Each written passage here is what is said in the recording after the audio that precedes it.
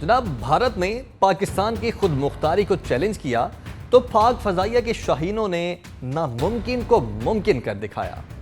हवाबाजी की तारीख में पाक फजाइया के शाहीनों ने हमेशा की तरह तारीख रकम की। दुनिया की जंगी तारीख में पहली बार राफेल तैयारे तो तबाह किए ही, हवाबाजी की तारीख की सबसे बड़ी डॉग फाइट में भी भारत को धूल चटाई। पाकिस्तानी फजाइया के deputy chief of air operations air vice marshal Aurangzeb Ahmad ने कौम को यह बताया है कि ये एक बियॉन्ड विजुअल रेंज लड़ाई थी, जिसमें इंडिया के 70 और पाकिस्तान के 40 जंगी तैयारों ने हिस्सा लिया। और दोस्तों, इसमें दिलचस्प बात यह है कि यह लड़ाई सिर्फ डॉग फाइट नहीं थी, ये एक मुकम्मल मल्टी डोमेन ऑपरेशन था। पाकिस्तानी JF-17, F-16 और J-10 तैयारे 1 घंटे तक फजाओं में छाए रहे। 14 राफेल की इलेक्ट्रॉनिक निशानदही हुई और जैसे ही भारतीय तैयारों ने मिसाइल फायर किए, 3 राफेल तैयारे भटिंडा, जम्मू और श्रीनगर के करीब मारे गए। MiG-29 और Su-30 भी इस झड़प में शिकार बने और हर गुजरते दिन के साथ दुश्मन भारत ढके छुपे अल्फाज में तस्लीम कर रहा है कि उसे काफी नुकसान हुआ है। तो आपको यह भी बताते चलें कि 2019 की कशीदगी के बाद मोदी सरकार ने ढिंढोरा पीटना शुरू कर दिया था कि अगर राफेल होते तो नतीजा कुछ और होता। तो पाकिस्तान ने इस बार राफेल को ही निशाना बना डाला।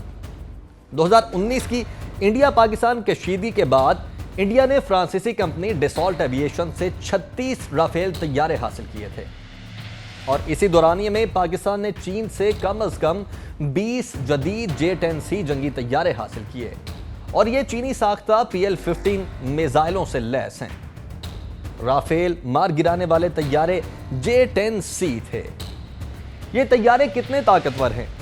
पहले बात करते हैं J-10C की ताकत की। फरवरी 2003 को J-10 साख का पहला तैयारा चीन की एयरफोर्स की 13वीं टेस्ट रेजिमेंट के हवाले किया गया था। इब्तिदा में तो इस तैयारे को peoples liberation army warrior force के लिए तैयार किया गया था, लेकिन बाद में चीनी हथियार बनाने वाली सनत ने इसे बरामदी मकासद के लिए भी बनाना शुरू कर दिया। माहिरीन के मुताबिक एक तैयारे में 2 चीजें सबसे अहम होती हैं, एक तो इसका एयर फ्रेम स्ट्रक्चर और दूसरा इसकी एवियोनिक्स। J-10C के एयर फ्रेम की बात करें तो इसमें डेल्टा कनॉर्ड कॉन्फ़िगरेशन मौजूद है, जो इसकी एजिलिटी को बेहतर बनाती है, जिसके बाइस तैयारा अपने एंगल ऑफ अटैक फौरी तौर पर तब्दील कर सकता है। J-10C का स्ट्रक्चर कंपोजिट मटेरियल से बना हुआ है, जिसके बाइस इसकी रडार पर निशानदही मुश्किल हो जाती है। और दूसरी अहम चीज इसका इंजन है। AL-31FN को जैम करना मुश्किल होता है। ASR इस वक्त सबसे जदीद रडार हैं। इसकी टारगेट ट्रैकिंग अच्छी होती है और ये दुश्मन और अपने जहाजों में फर्क को भी बता सकता है। और इसके साथ साथ डेटा लिंक की सहूलत भी होती है, जिसका मतलब ये है आप ना सिर्फ फॉर्मेशन में मौजूद जहाजों के साथ डेटा शेयर कर सकते हैं, बल्कि आप AWACS, UAVs और AWCs के साथ भी अपना डेटा शेयर कर सकते हैं।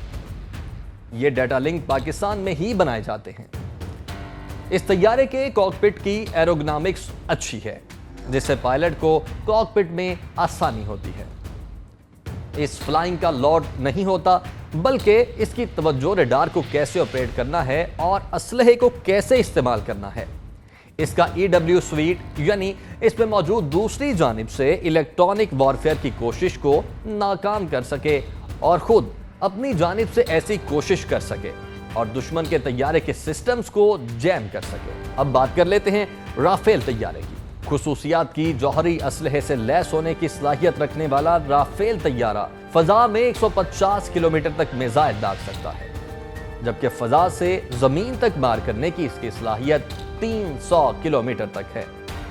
ये इंडियन फजाइया की जानिब से इस्तेमाल होने वाले मिराज 2000 की जदीद शक्ल है और दोनों फाइटर जेट्स बनाने वाली कंपनीज इन्हें 4.5 जनरेशन फाइटर जेट्स करार देती हैं। इसका मतलब यह है कि इनमें दुनिया के सबसे जदीद 5th जनरेशन फाइटर जेट की कुछ सलाहियतें भी मौजूद हैं। राफेल की तबाही के बाद यूरोप की दिफाई सनत को धचका पहुंचा है और राफेल बनाने वाली कंपनी के शेयर भी गिर गए हैं, जबकि दूसरी जानिब चीनी दिफाई कंपनीज के स्टॉक्स की कदर बढ़ चुकी है اور پاکستان کی فوجی برتری نے مودی کو گھٹنے ٹیکنے پر مجبور کر دیا ہے۔ حالیہ کشیدگی میں پاک فوج نے جو تاریخ رقم کی ہے وہ رہتی دنیا تک یاد رکھی جائے گی۔ جناب، بھارت نے پاکستان کی خود مختاری کو چیلنج کیا تو پاک فضائیہ کے شاہینوں نے ناممکن کو ممکن کر دکھایا۔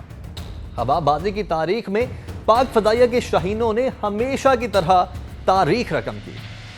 دنیا کی جنگی تاریخ میں پہلی بار رافیل طیارے تو تباہ کیے ہی، ہوا بازی کی تاریخ کی سب سے بڑی ڈاگ فائٹ میں بھی بھارت کو دھول چٹائی۔ پاکستانی فضائیہ کے deputy chief of air operations air vice marshal Aurangzeb Ahmed نے قوم کو یہ بتایا ہے کہ یہ ایک بیونڈ ویژول رینج لڑائی تھی، جس میں انڈیا کے 70 اور پاکستان کے 40 جنگی طیاروں نے حصہ لیا۔ اور دوستو، اس میں دلچسپ بات یہ ہے کہ یہ لڑائی صرف ڈاگ فائٹ نہیں تھی، یہ ایک مکمل ملٹی ڈومین آپریشن تھا۔ پاکستانی JF-17، F-16 اور J-10 طیارے 1 گھنٹے تک فضاؤں میں چھائے رہے۔ 14 رافیل کی الیکٹرانک نشاندہی ہوئی اور جیسے ہی بھارتی طیاروں نے میزائل فائر کیے، 3 رافیل طیارے بھٹنڈا، جموں اور سری نگر کے قریب مارے گئے۔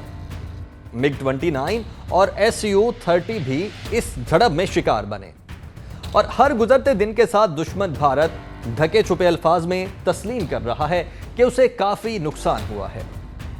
تو آپ کو یہ بھی بتاتے چلیں کہ 2019 کی کشیدگی کے بعد مودی سرکار نے ڈھنڈورا پیٹنا شروع کر دیا تھا کہ اگر رافیل ہوتے تو نتیجہ کچھ اور ہوتا، تو پاکستان نے اس بار رافیل کو ہی نشانہ بنا ڈالا۔ 2019 کی انڈیا پاکستان کشیدگی کے بعد انڈیا نے فرانسیسی کمپنی ڈیسالٹ ایویشن سے 36 رافیل طیارے حاصل کیے تھے، اور اسی دورانیے میں پاکستان نے چین سے کم از کم 20 جدید J-10C جنگی طیارے حاصل کیے، اور یہ چینی ساختہ PL-15 میزائلوں سے لیس ہیں۔ رافیل مار گرانے والے طیارے J-10C تھے۔ یہ طیارے کتنے طاقتور ہیں؟ پہلے بات کرتے ہیں J-10C کی طاقت کی۔ فروری 2003 کو J-10 ساخت کا پہلا طیارہ چین کی ایئر فورس کی 13ویں ٹیسٹ ریجمنٹ کے حوالے کیا گیا تھا۔ ابتدا میں تو اس طیارے کو Peoples liberation army wire force کے لیے تیار کیا گیا تھا، لیکن بعد میں چینی ہتھیار بنانے والی صنعت نے اسے برآمدی مقاصد کے لیے بھی بنانا شروع کر دیا۔ ماہرین کے مطابق ایک طیارے میں 2 چیزیں سب سے اہم ہوتی ہیں، ایک تو اس کا ایئر فریم سٹرکچر اور دوسرا اس کی ایویونکس۔ J-10C کے ایئر فریم کی بات کریں تو اس میں ڈیلٹا کنارڈ کنفیگریشن موجود ہے، جو اس کی ایجلٹی کو بہتر بناتی ہے، جس کے باعث طیارہ اپنے اینگل آف اٹیک فوری طور پر تبدیل کر سکتا ہے۔ J-10C کا سٹرکچر کمپوزٹ میٹیریل سے بنا ہوا ہے، جس کے باعث اس کی ریڈار پر نشاندہی مشکل ہو جاتی ہے۔ اور دوسری اہم چیز اس کا انجن ہے۔ AL-31FN کو جیم کرنا مشکل ہوتا ہے۔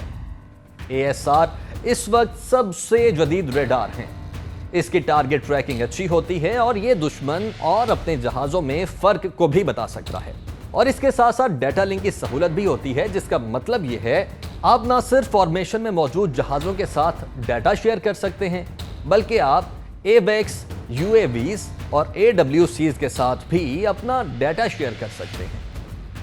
یہ ڈیٹا لنک پاکستان میں ہی بنائے جاتے ہیں۔ اس طیارے کے کاکپٹ کی ایروگنامکس اچھی ہے، جس سے پائلٹ کو کاکپٹ میں آسانی ہوتی ہے۔ اس فلائنگ کا لوڈ نہیں ہوتا، بلکہ اس کی توجہ ریڈار کو کیسے آپریٹ کرنا ہے اور اسلحے کو کیسے استعمال کرنا ہے۔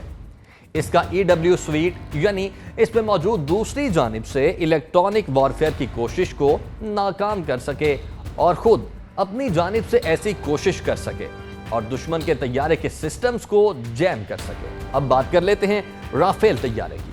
خصوصیات کی جوہری اسلحے سے لیس ہونے کی صلاحیت رکھنے والا رافیل طیارہ فضا میں 150 کلومیٹر تک میزائل داغ سکتا ہے، جبکہ فضا سے زمین تک مار کرنے کی اس کی صلاحیت 300 کلومیٹر تک ہے۔ یہ انڈین فضائیہ کی جانب سے استعمال ہونے والے میراج 2000 کی جدید شکل ہے، اور دونوں فائٹر جیٹس بنانے والی کمپنیز انہیں 4.5 جنریشن فائٹر جیٹس قرار دیتی ہیں۔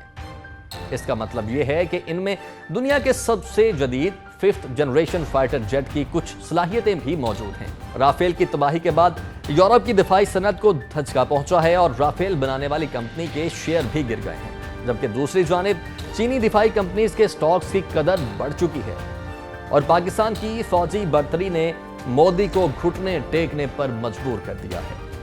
حالیہ کشیدگی میں پاک فوج نے جو تاریخ رقم کی ہے وہ رہتی دنیا تک یاد رکھی جائے گی۔